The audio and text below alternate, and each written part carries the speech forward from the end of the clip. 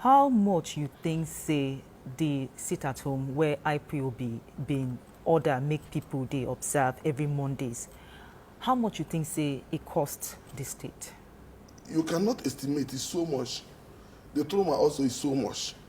And the truth about it is that our governors should wake up and engage with IPOB. It is IPOB that gave such order. Talk to them, tell them about what we are losing. Do you understand me? Yeah, we are agitating. We must fight for our brother. But we can't also fighting for our brother and suffering our people. What do you think about Ipob, their activities, and their call for a separate state from Nigeria? I believe in Nigeria entity.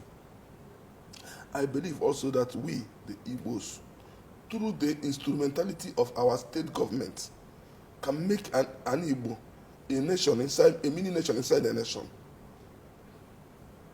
We have everything as contained in the Nigerian Constitution as a state, a legitimate state, a state that can make what we want.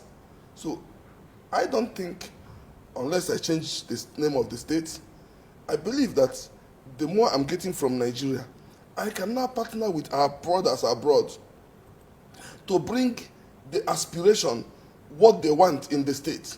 It is only when we have a governor that is very transparent, that can render account, that can be proactive, that can meet the wishes of his people. And that is why I am the only one in this contest that is different from others. You talk about waiting the Southeast caucus of the National Assembly decide. Say they talk about the issue of insecurity. We want to seek for a political solution.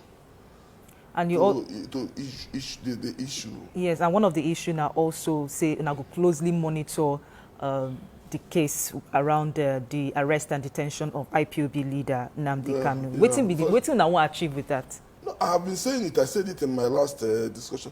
We want to know, because our brother is not wasn't in Kenya with Nigerian passport. He was there with a British passport. So for them to arrest him there, bring him here, we need to know which document they take care and come, what thing happen. Do you understand me? In every country that is practicing democracy, there is freedom of speech. It's allowed and enshrined in our constitution. Do you understand me? If our brother is saying anything or talking about anything or saying things, we should not be emotional to use it on him. Do you understand me? Anybody can wake up today and say anything.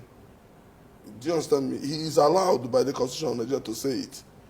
Do you understand me? But when you pick somebody when no carry Nigerian passport in a foreign land, then we can ask questions. So you think, say, the federal government get questions to answer? We have to ask. Why not? We have to ask. Now, person brother him be. He's our brother. So this issue of insecurity for the South is now one where many people don't think, say, go fit affect the election where they come for November in terms of voter apathy, because for 2017, INEC talks say now only about 22% of the total number of people will come out to register, at last come out to participate for the election. You get this fear, say this issue will affect the turnout for this election? We should talk to our brothers, the IPOB people. But they know they talk say no election, no, because if they talk say no election, they will come carry them here. They will come impose them impose something where we no want. So we have to tell them the importance. Let them just beg, make them pipe down. We know say they get power. Let them just pipe down. Make we do this election. Make we do this election. Because if we not do this election proper, while I go there, this is Anambra is the head of Igbo nation. Huh? Maybe no, you see Ojukwu house. They can't come out our brothers say we there here. And some of the candidates talk say perhaps the people this time want somebody with like a fresh start, somebody when you get like history and all that. I say this because, Senator, you be one person where don't they involved in some sort of controversies. For instance, your case versus the federal government, the AMCON case of the debt of 135 billion naira. That's something where you even talk about in one interview where you grant in March, say, you feel saying as something where the other candidates... Who tell you that? Let me tell you, I've been a people tell you.